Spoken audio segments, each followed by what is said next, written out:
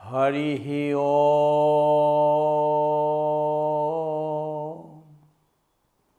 হরিহি ওম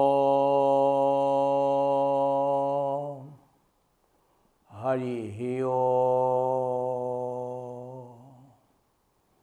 ওম নমো নারায়ণায়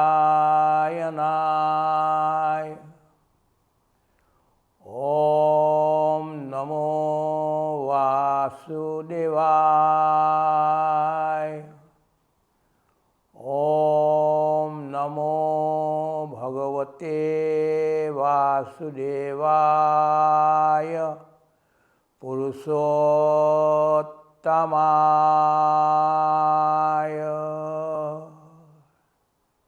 শ্রীকৃষ্ণ। বসুদেবসুতং দেবং কংসচানুরমর্দনম দেবকী হৃদয়ানন্দম কৃষ্ণং বন্দে জগদ্গুরু।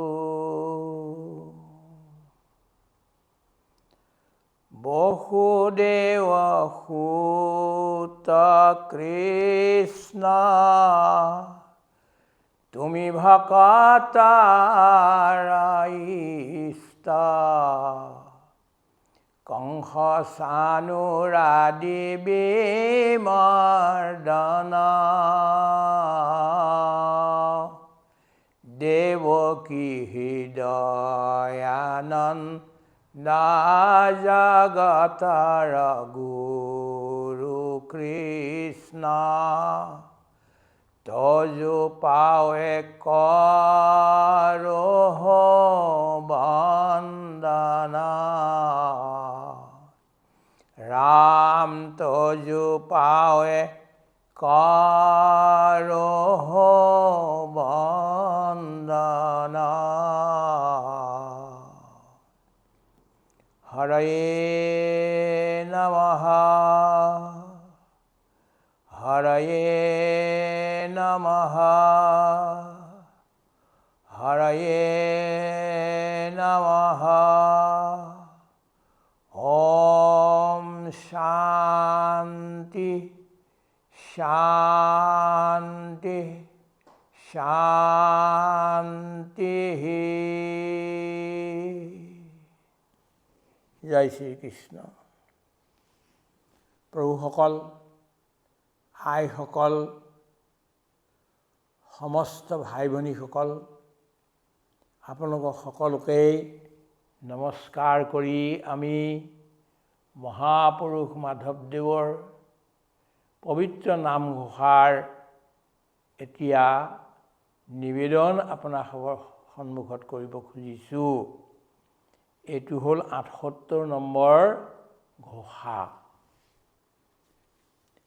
বসুদেৱসুতং কৃষ্ণম কংসচানুৰমৰ্দনম দেৱকী হৃদয়ানন্দম কৃষ্ণম বন্দে জগদ্গুৰু। এইটো হ'ল গীতাৰ মাহাত্ম্যৰ পৰা শ্ৰী শ্ৰী মাধৱদেৱ মহাপুৰুষে লৈছে।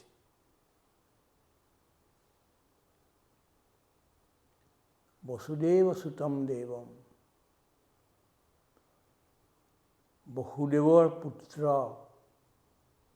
ভগৱান শ্ৰীকৃষ্ণ কংসচানুৰ মৰ্দনম,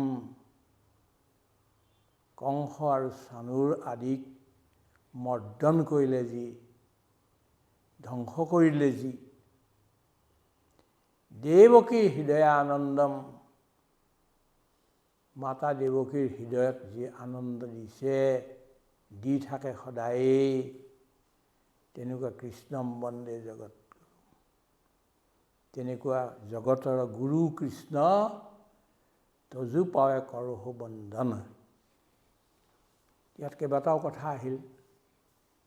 সুৰসেনৰ পুত্ৰ হ'ল বসুদেৱ, আৰু বসুদেৱৰ পুত্ৰ হ'ল শ্ৰীকৃষ্ণ। তেওঁ কিন্তু অৱতাৰী ভগৱানে নিজে অৱতাৰেই লৈছে, কিন্তু তথাপিতো বসুদেৱৰ মাধ্যমেদি দেৱকীৰ গৰ্ভলৈ গ'ল।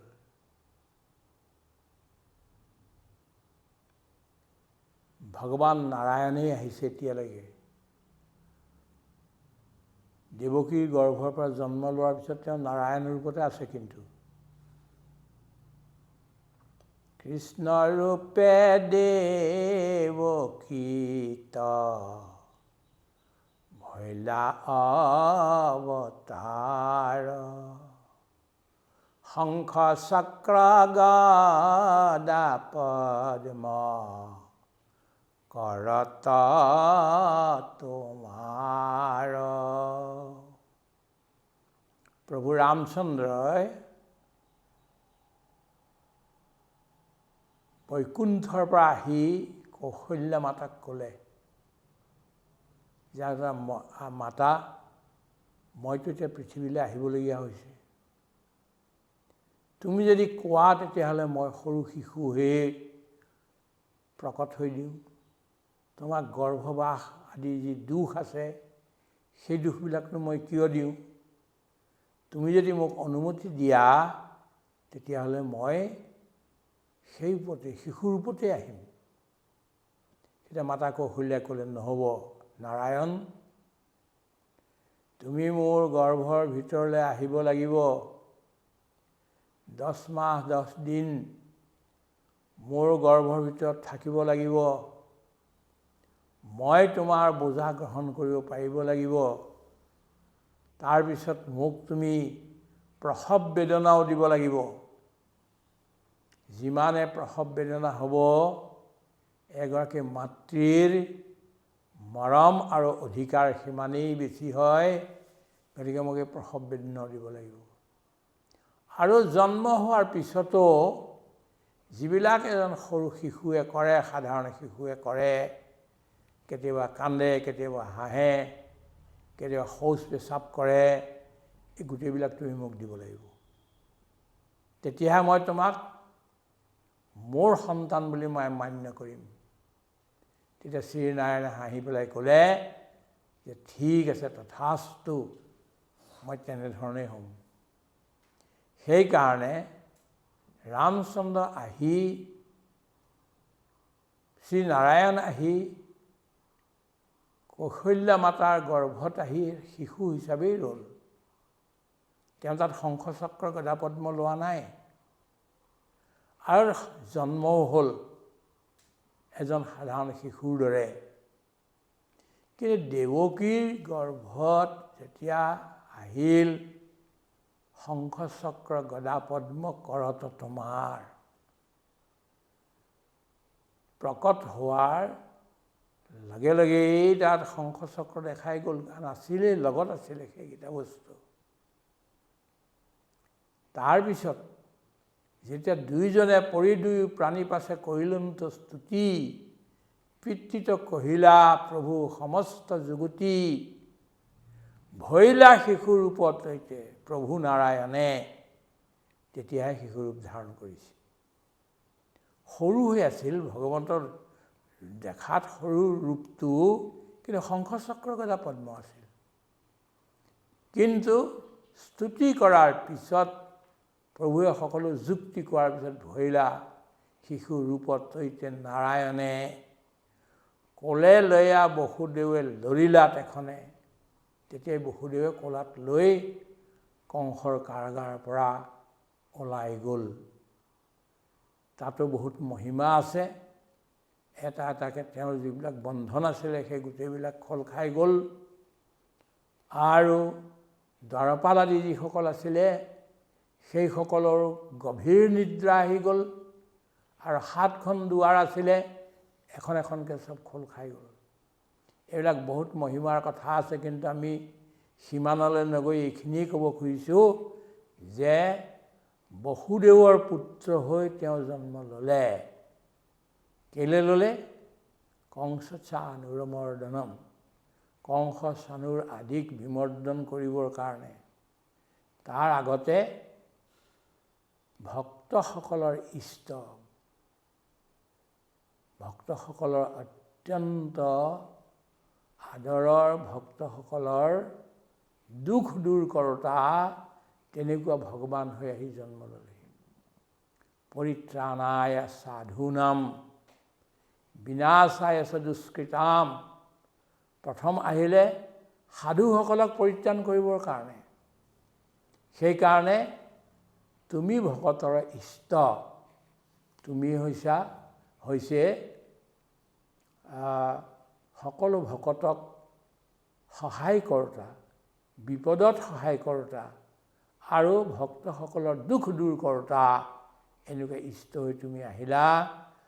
কংস চানুৰ আদি বিমৰ্দন। কংস আৰু চানুৰ আদি এজন নহয়, দুজন নহয়, 25জন অসুৰক শ্ৰীকৃষ্ণই ল'ৰালি কালতে নিধন কৰিছে। প্ৰথম আৰম্ভ কৰিলে তেওঁ পুতনাৰ পৰা। এজন কৰি বকাসুৰ, অঘাসুৰ, কাকাসুৰ এনেধৰণৰ গৈ শেষলৈকে এই 25জনক ধ্বংস কৰিছে, দমন কৰিছে, কংসক দমন কৰিছে। কংস আৰু চানুৰ এই দুজনেও মথুৰাত, বৃন্দাবনত অনেক প্ৰকাৰৰ অত্যাচাৰ কৰিছিল। কংসৰ ভয়ত কোনো থাকিব পৰা নাছিল। কংস যি মাংস খাই ভাল পায়, কংস মাংস বংশ ধ্বংস, মাংসাহাৰৰ প্ৰচাৰ কেৱল সৰু সৰু জানুৱাৰবিলাকৰ, জীৱ জন্তুবিলাকৰ নহয়, ডাঙৰ ডাঙৰ প্ৰাণীবিলাকো হত্যা কৰি তাৰো মাংস তেখেতে ভোজন কৰিছিল। গতিকে শ্ৰীকৃষ্ণ আহিলে এই গোটেইবিলাক যি দুৰ্নীতি আছিল, দুৰ্গুণ আছিল, এইবিলাক দূৰ কৰিবৰ কাৰণে। দেৱকী হৃদয়ানন্দ। বসুদেৱ হৈছে দৈবিক সম্পত্তি আৰু দেৱকী হৈছে দেৱৰ সম্পত্তি। বসুদেৱ হ'ল শুদ্ধ সাত্বিক বৃত্তি আৰু দেৱকী হ'ল শুদ্ধ সাত্বিক দৈৱৰ সম্পত্তি। এনেকুৱা দুইটা বস্তু যেতিয়া একেলগে জন্ম হয়, একেলগে গোট খায়, তেতিয়া কৃষ্ণৰূপী কৃষ্ণহেন শব্দ এইটো পৃথিৱী বাচক ভৈল ন আনন্দত প্ৰৱৰ্তয়। দুটা বস্তু পৃথিৱীয়ে বহুতবিলাক বস্তুৰ জন্ম দিয়ে আৰু এই পৃথিৱীত নানা প্ৰকাৰৰ শস্য, ফল মূল এই গোটেইবিলাকৰ সৃষ্টি হয় পৃথিৱী বাচক। আৰু ন আনন্দৰ প্ৰৱৰ্তয়। ন শব্দৰ দ্বাৰা যিটো মানৱৰ, জীৱৰ বা ব্ৰহ্মৰ আনন্দ তত্ত্ব আছে, ব্লিছ যাক বুলি কোৱা হয়, সেই বস্তুটো। এতিয়া কথা হ'ল যে প্ৰথমতেই কৈছোঁ যে শিশু জন্ম হোৱাৰ লগে লগেই দেৱকীৰ আনন্দ হ'বলৈ ধৰিলে। ইয়াৰ আগতেও 6টা সন্তানক কংসই হত্যা কৰিলে জন্ম হোৱাৰ লগে লগে। এটা সন্তান গৰ্ভত থকাৰ পৰাই যোগমায়াই টানি আনি সেই সন্তানটোক, গৰ্ভত থকা সন্তানটোক নি ৰোহিণীৰ গৰ্ভত স্থাপিত কৰিলে। ৰোহিণী আছিল সেইখিনি সময়ত নন্দৰ ঘৰত লুকাই, তাতে গৈ দিলেগৈ। তাৰ পৰা বলৰাম হ'ল আৰু ইয়াৰ পিছত কৃষ্ণ হ'ল। এতিয়া সন্তান জন্ম দিয়াৰ লগে লগে বা সন্তান হোৱাৰ লগে লগে সন্তানৰ এটা ডাঙৰ দায়িত্ব আছে। কি দায়িত্ব? পিতা মাতাক আনন্দ দিয়া। শ্ৰীকৃষ্ণৰ দুজন পিতা মাতা, দুটা জৰী, এক হ'ল বসুদেৱ দেৱকী আৰু অন্যটো হ'ল নন্দ আৰু যশোদা। এই দুইজনকে, দুইটা জৰীকে ভগৱান শ্ৰীকৃষ্ণই আনন্দ দিলে, হৃদয়ত আনন্দ দিলে। প্ৰতিজন শিশুৰে, প্ৰতিজন সন্তানৰে, সি পুৰুষ হওক, মহিলা হওক, ছোৱালী হওক, ল'ৰা হওক, তাৰ ডাঙৰ দায়িত্ব আছে যে পিতা মাতাক আনন্দ দিব লাগে। পিতা মাতাক আনন্দ এই সাংসাৰিক বস্তুৰ দ্বাৰা কৰোৱাৰ পৰা, সম্পত্তি ডকাইতি কৰি আনি, চুৰি কৰি আনি, অন্যায় অত্যাচাৰ কৰি, ঠগি আনি পেলাই আনন্দ দিয়া নহয়। আধ্যাত্মিকভাৱে ধৰ্মৰ ৰাস্তাৰেদি সদ্গুণৰ বিকাশ কৰি চৰিত্ৰৱান হৈ, বলৱান হৈ, সকলোৰে পৰা প্ৰশংসা প্ৰাপ্ত কৰিলে পিতা মাতাই বৰ আনন্দ পায়। দেৱকীয়েও সেইটো আনন্দ পালে যে তেওঁ যদিও কংসৰ কাৰাগাৰত আকৌ থাকিব লগা হ'ল, বসুদেও থাকিব লগা হ'ল, কিন্তু কৃষ্ণই সৰুৰ পৰা এটা এটা কৰি জন্মৰ 3 দিনৰ পিছতেই পুতনাক বধ কৰিলে, চক্ৰবাত অসুৰক বধ কৰিলে, এনেধৰণে এটা এটাকৈ বধ কৰি গৈ থাকিল আৰু ভাল কামবিলাক কৰি গৈ থাকিল। এই গোটেইবিলাক শুনোতে শুনোতে তেওঁলোকৰ বৰ আনন্দ হ'বলৈ ধৰিলে।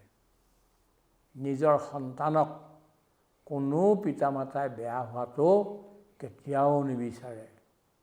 নিজে কিবা কাৰণত বেয়া আছিল যদিও, মই বসুদেৱ আৰু দেৱকী মাতাৰ কথা কোৱা নাই, আজিৰ যুগত যদি কোনোবা পিতা মাতা কিবা কাৰণত বেয়াও হয়, কোনোবা এজনে মদো খায়, বেয়া বস্তু গ্ৰহণ কৰে, ডকাইতো হয়, চোৰো হয়, কিন্তু তেওঁলোকৰ সন্তানে এইটো হোৱাটো নিবিচাৰে।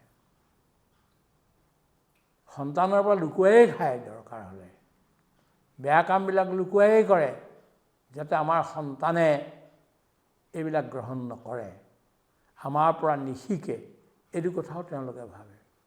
গতিকে আজিৰ আমাৰ যিসকল সন্তান জন্ম হয়, সেইসকলৰ ডাঙৰ হোৱাৰ পিছত এটা ডাঙৰ দায়িত্ব এইটো যে তেওঁলোকে পিতা মাতা, বংশ পৰিয়াল, গাঁও, সমাজ সকলোকে যাতে আনন্দিত কৰে।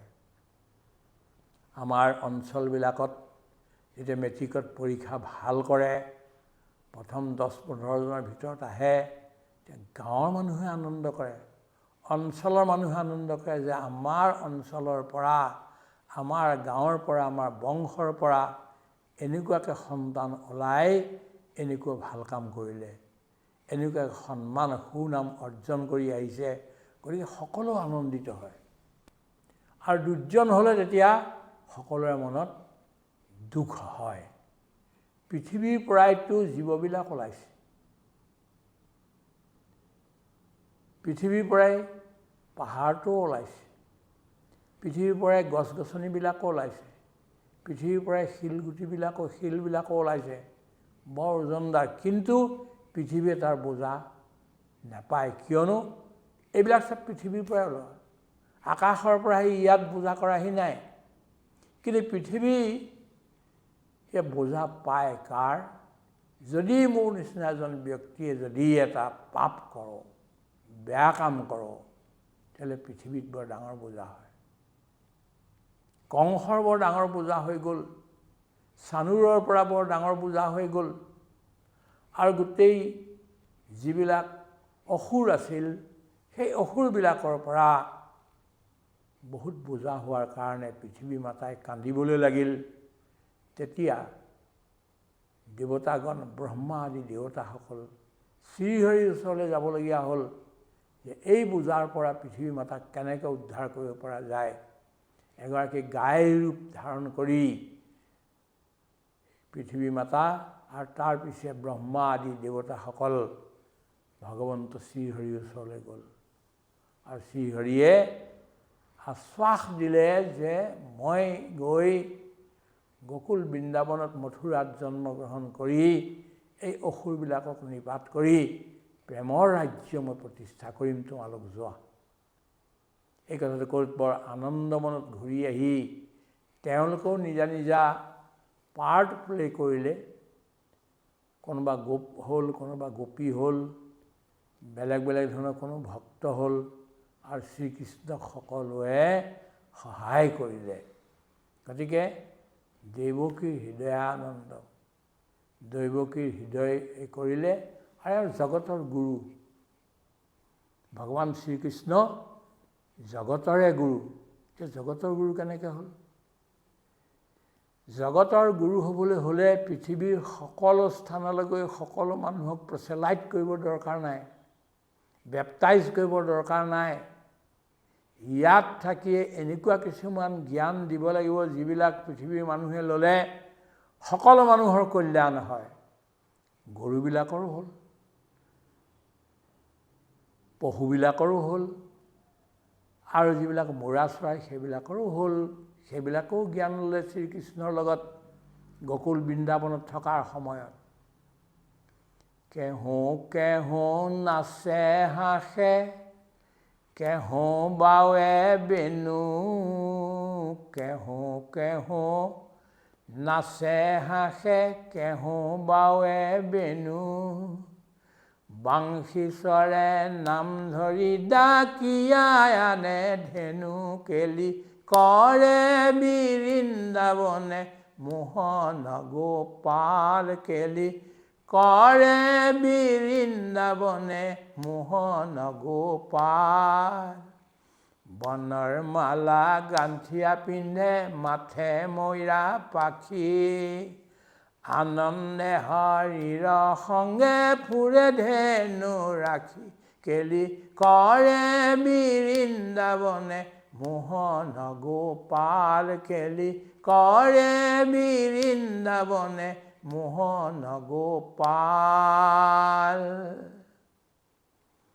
সেই যিবিলাক ভগৱানৰ লগত গৰু চৰাবৰ কাৰণে গোপবালক গৈছিল, সেইসকলে তেতিয়াই সেইখিনি সময়তে বিশ্বপ্ৰেমৰ ইংগিত পাইছিল। জাতি পাতি আদিৰ যি ভেদ, উচ্চ নিচৰ যিটো ভেদ, সেইবিলাক যে সমাপ্ত হৈছিল যেতিয়া গোপাল গোপবালকবিলাকে একেলগে সকলোৱে নিজৰ খাদ্য লৈ আহে আৰু একেলগে মেলি গোটায়, এঠাইত গোটাই সকলোৱে খাবলৈ ধৰে, ইজনে সিজনক খুৱায়। কৃষ্ণক খুৱাই দিয়ে সকলোৱে আৰু কৃষ্ণই সকলোকে খুৱাই দিয়ে। কেতিয়াবা কৃষ্ণৰ কান্ধত উঠে। সিমানেই নহয়, বান্দৰসকলো কপিকুলো আহি পেলাই তাত বহেহি আৰু সেইসকলকো ভগৱান শ্ৰীকৃষ্ণই খুৱায়। এনেকুৱা এটা কেথলিচিটি অফ হিউমেনিটি, মানৱৰ এনেকুৱা এক মহামিলনৰ মহাসমুদ্ৰ তাত হৈ গৈছিল, তাৰ ইংগিত আমি তাতে পাইছিলোঁ। আৰু সেই গোটেইবিলাক কিন্তু জ্ঞানী হ'ল। শ্ৰীকৃষ্ণই খেলি খেলি সকলোকে ব্ৰহ্ম জ্ঞান দি দিলে, ব্ৰহ্মাকো জ্ঞান দিলে, ইন্দ্ৰকো জ্ঞান দিলে।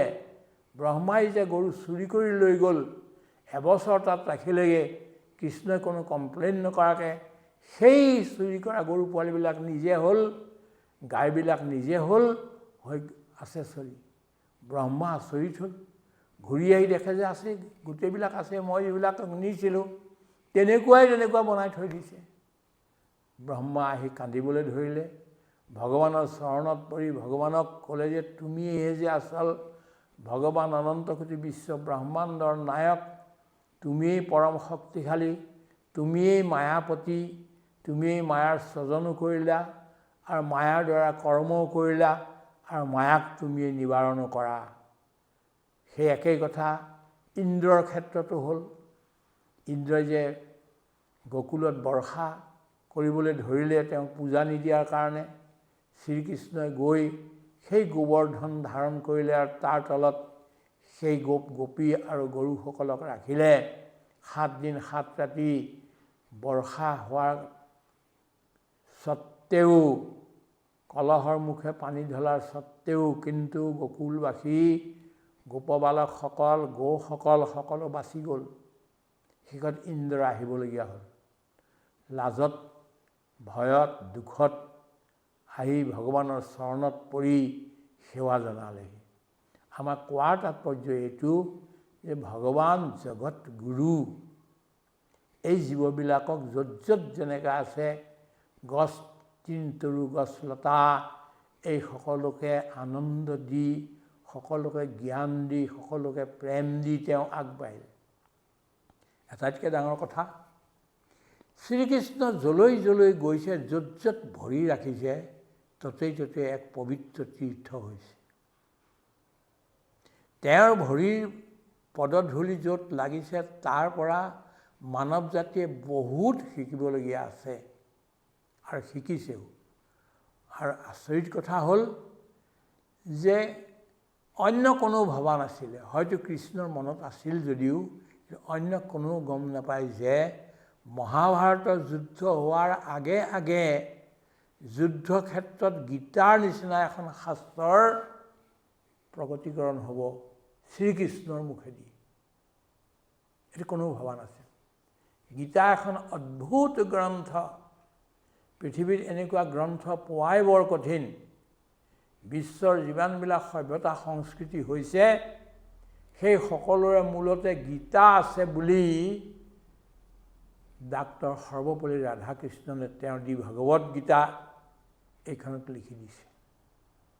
দ্বিতীয় ইয়াত বা তৃতীয় পেজতে পোৱা যাব যে এনেকুৱা জাৰ্মান সভ্যতা সংস্কৃতি কেনেকৈ সৃষ্টি হ'ল, আমেৰিকান সভ্যতা সংস্কৃতিৰ কেনেকৈ সৃষ্টি হ'ল, ইংৰাজ সভ্যতা সংস্কৃতিৰ কেনেকৈ সৃষ্টি হ'ল আদি কৰি তেওঁ এই গোটেই কথাখিনি দেখুৱাইছে। কিন্তু তাক কোনো ৰেফিউট কৰা নাই, তাৰ বিৰোধ কৰি তাক উৰাই দিবলৈ যত্ন কৰা নাই। আজি দিনক দিনে পৃথিৱীৰ সকলো স্থানতে গীতাৰ মহিমা বাঢ়ি গৈ আছে। আন নালাগে যি চীন দেশ যি ভগৱানৰ অস্তিত্বক নামানেও সেই চীন দেশতো প্ৰায় 80 মিলিয়ন চীনী ভাষাত, মেণ্ডাৰিন ভাষাত গীতাৰ অনুবাদ হৈ প্ৰচাৰ হ'ল। ৰুছ দেশত হ'ল ঠিক তেনেকৈ, আমেৰিকাততো আছেই আছে, ইটালী আদি দেশবিলাকততো হৰে কৃষ্ণ হৰে ৰাম এই অনুষ্ঠানেতো বহুতেই প্ৰচাৰ কৰিছে আৰু পথে পথে ৰাস্তাই ৰাস্তাই ঈশ্বৰৰ নাম গাই নাচি মানুহ আনন্দিত হৈছে। পৃথিৱীলৈ এই বস্তুটো শ্ৰীকৃষ্ণৰ বিয়পি পৰিছে এইকাৰণে তাত কণ্টেণ্ট আছে। মানৱ জাতিক জীয়াই ৰখাৰ কিছুমান কণ্টেণ্ট, সমল কিছুমান এই গীতাত আছে। আৰু গীতাই কি কৈছে? বিদ্যা বিনয় সম্পন্নে ব্ৰাহ্মণে গবিহস্তিনী সুনিশ্চৈব স্বপাকে চ পণ্ডিতা সমদৰ্শিনঃ। বিদ্যা বিনয় সম্পন্ন পণ্ডিতে কি দেখে? এজনী গৰুত, এটা হাতীত, গবিহস্তিনী হাতীত, বা এটা কুকুৰত, বা এজন তেনেই তলৰ চামৰ ব্যক্তিত, এই সকলোতে ভগৱানক দেখা পায়, আত্মাক দেখা পায়। এনেকুৱা পণ্ডিতৰ সমদৰ্শনেহে সমাজখন তাৰিব আৰু পৃথিৱীখন উদ্ধাৰ কৰিব। স্থানে স্থানে অদ্বৈত সৰ্বভূতানাম মৈত্ৰ কৰুণ এইব চ। কোনো জীৱৰ প্ৰতি অদ্বেষ, কোনো দ্বেষ ভাৱনা কাৰো নাই। ভক্ত যি হ'ব সেই কাৰো প্ৰতি কোনো প্ৰকাৰ দ্বেষ ভাৱনা নাৰাখিব। মৈত্ৰ, সকলোৰে মিত্ৰ হ'ব। কৰুণ এইব চ, কৰুণাযুক্ত হ'ব। যিমানবিলাক দুখ সংসাৰত আছে এই দুখবিলাক দূৰ কৰিবৰ কাৰণে তেওঁ যত্ন কৰিব। এনেধৰণৰ গীতাৰ প্ৰতিটো শ্লোকতে মানৱ জাতি আৰু পৃথিৱীৰ অন্যৰো, জীৱবিলাকৰো, গছ গছনিবিলাকৰো সকলোৱে উন্নতি আৰু মংগল কামনা কৰিয়ে এইবিলাক তাত লিখা হৈছে বা কোৱা হৈছিল। আৰু ব্যাস ভগৱানে সেইখিনিকে লিখি ল'লে। সেইকাৰণে আজি এতিয়ালৈকে অনেক পণ্ডিত ওলাইছে পৃথিৱীত, বিশ্বত, কিন্তু কোনো এজনে গীতাৰ এই শ্লোকটো ভুল হৈছে বুলি এতিয়ালৈকে ক'ব পৰা নাই। ইমানেই ডাঙৰ প্ৰভাৱ মানৱ সমাজৰ ওপৰত দিনক দিনে বাঢ়ি গৈ আছে। পৃথিৱীৰ এনেকুৱা কোনো এটা ভাষা নাই যিটো ভাষাত গীতাৰ অনুবাদ হোৱা নাই। কোনো পণ্ডিত লোকে, অলপ জনা মানুহেও এইটো নকয় যে আমি গীতা বোলা শাস্ত্ৰখন আমি শুনিয়েই পোৱা নাই, নামটোৱে শুনি পোৱা নাই, এইটো কথা নাই কোৱা। যেতিয়া ৰবাৰ্ট অপেনহাইমাৰ নামৰ বিশ্ববিখ্যাত বৈজ্ঞানিকজনৰ অধীনত প্ৰথম আলাস্কাৰ মৰুভূমিত যেতিয়া এটম বোমৰ প্ৰথম প্ৰয়োগ কৰিবলৈ গৈছিল, প্ৰথম প্ৰয়োগ কৰোঁতে যেতিয়া প্ৰথম এটম বোমটো 1, 2, 3 মানে এফালৰ পৰা কাউণ্টডাউন কৰি 10, 9, 8, 7 এনেকৈ কৰি 1 হোৱাৰ লগে লগে যেতিয়া ফুটি গ'ল, তেতিয়া অপেনহাইমাৰ তললৈ পৰি গ'ল মূৰ চন্দাই হৈ। কিছু সময়ৰ পিছত সাৰ পাই তেওঁ দেখে যে কোটি সূৰ্যৰ নিচিনা ৰূপ লৈ সেই বস্তুটোৱে সেই এটম বোমৰ সেই বিস্ফোৰকবিলাকে যেন আকাশক গিলিবলৈ গৈছে।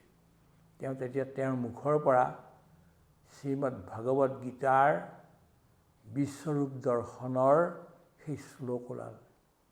কালো অস্মি লোক ক্ষয়কৃত প্ৰবৃদ্ধ, এই ময়েই কাল, এই লোকসকলক ক্ষয় কৰিবৰ কাৰণে মই ওলাইছোঁ, এনেকৈ এই কথাবিলাক অপেনহাইমাৰৰ মুখৰ পৰা ওলাল। তাৰ মানে এইটোৱেই যে ৰবাৰ্ট অপেনহাইমাৰেও এই গীতাৰ অধ্যয়ন কৰিছিল। আজি সকলোৱে কৰে। T.S. এলিয়ট নামৰ পৃথিৱীৰ প্ৰথম যিজন আধুনিক কবি, যিজনে কেৱল এটা কবিতা, দি ৱেষ্টলেণ্ড নামৰ কবিতাটো 403 লাইনৰ, সেই কবিতাটোৰ কাৰণে নোবেল প্ৰাইজ পাইছিল। তেওঁক সোধা গ'ল যে পৃথিৱীৰ সৰ্বশ্ৰেষ্ঠ কবিতা পুথি কোনখন? তেতিয়া তেওঁ ক'লে যে পৃথিৱীৰ সৰ্বশ্ৰেষ্ঠ কবিতাৰ পুথি দুখনেই, এখন হ'ল ডান্টেৰ ডিভাইন কমেডি আৰু অন্যখন হ'ল শ্ৰীমদ ভাগৱত গীতা। ইয়াতকৈ আৰু সুন্দৰ কবিতা পৃথিৱীত তৃতীয়খন হোৱা নাই। বহুত কবিতাই আছে, বহুত ভাল ভাল আছে, কিন্তু সৰ্বশ্ৰেষ্ঠ দুখন কবিতা হ'ল ভাগৱত গীতা আৰু ডিভাইন কমেডি। তাৰ অৰ্থ আমি কি ক'ব খুজিছোঁ? কৃষ্ণ এখন যুদ্ধক্ষেত্ৰত সন্মুখত শত্ৰুপক্ষ আছে, এতিয়া ৰণশিঙা বাজো শংখ বাজো এনে অৱস্থাত অৰ্জুন যেতিয়া মোহত পৰি গ'ল, তেওঁক সেই জ্ঞান তেওঁ গায়নৰ দ্বাৰা দিলে। সংক্ষেপতে গোটেই মানৱ জীৱন, সৃষ্টি, প্ৰতিসৃষ্টি, মায়া, গোটেইবিলাকৰ কথা কৈ শেষত মানৱৰ কৰ্তব্য কি, ক্ষত্ৰিয়ৰ কৰ্তব্য কি, সন্ন্যাসীৰ কৰ্তব্য কি, গৃহস্থীৰ কৰ্তব্য কি আৰু ব্ৰহ্মচাৰীৰ কৰ্তব্য কি, স্ত্ৰীৰ কি কৰ্তব্য আৰু পুৰুষৰ কি কৰ্তব্য, এই গোটেইখিনি কথা পৃথিৱীৰ সকলো বেদান্তৰ সাৰ সংগ্ৰহ কৰি আনি, উপনিষদৰ সাৰ সংগ্ৰহ কৰি আনি সেই গোটেইবিলাক একেলগে ৰাখিলে এই গীতা শাস্ত্ৰত। সেইকাৰণে এইটো কোৱা যায় যে কৃষ্ণম বন্দে জগত গুৰুম, এই জগত গুৰু শ্ৰীকৃষ্ণক মই বন্দনা কৰোঁ, এইবুলি ভক্তই কৈছে। গতিকে এইটোকে আমাৰ মহাপুৰুষ মাধৱদেৱে অতি সুললিত ভাষাত আনি আমাৰ সন্মুখত ৰাখিলেহি। শ্ৰীকৃষ্ণ কিয় বিখ্যাত, কিয় মহান, কিয় ঐশ্বৰ্যৰে ভৰপূৰ, এই কথাটো ক'বলৈ গৈ আমি এইকেইদিন কৃষ্ণৰ চৰ্চা নামঘোষাৰ মাজেদি আমি কৰি আছোঁ।